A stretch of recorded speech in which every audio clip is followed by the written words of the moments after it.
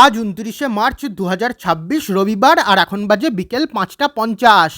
আর আজ চন্দননগরের শ্রী দুর্গা ছবি ঘরে এসেছি ধুরন্ধর দ্য রিভেঞ্জ দেখতে। আর এইটার টিকিট, সিনেমা হলটা রিনোভেশন করার পর থেকে এখানে আসার ইচ্ছে ছিল। আর এই হলের ভেতরটা, এই পোর্শনটা এসি আর মাঝখান দিয়ে কাঁচ দিয়ে ডিভাইড করা আছে। আর এইদিকে পুশব্যাক সিট রয়েছে, আর ডান দিকে নর্মাল সিট রয়েছে।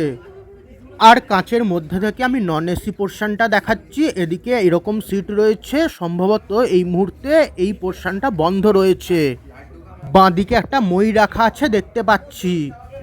এছাড়া এসি পোর্শনের ডান দিকের সিটগুলো কমফোর্টেবল রয়েছে, আর বাঁদিকে পুশব্যাক সিট রয়েছে। এখন সন্ধ্যা 7টা 45 বাজে, আর এটা বাইরের পোর্শনটা। আর ইন্টারভেলেই আমি ভিডিওগুলো করছি।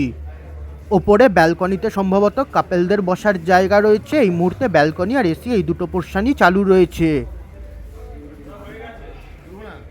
সন্ধ্যা 7টা 47 বাজার ইন্টারভেলে বাবা চিপস নিয়ে এসেছিল, যা আমরা সিনেমা দেখতে দেখতে খেলাম।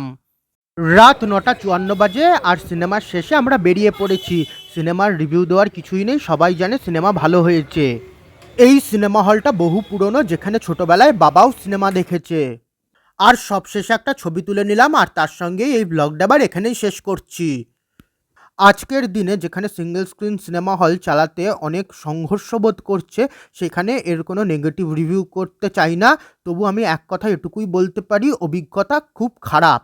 রিনোভেশনের পরেও অভিজ্ঞতা খুব একটা ভালো নয়। হয়তো পরবর্তীতে হয়তো দর্শকরা এলে হয়তো সেই অর্থ দিয়ে হয়তো আর একটু হয়তো ভালো অভিজ্ঞতা হয়তো দিতে পারবে।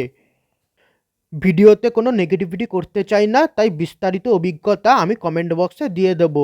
চন্দননগরে থাকি, তাই ভাবলাম এই সিনেমা হলটাও তুলে ধরি।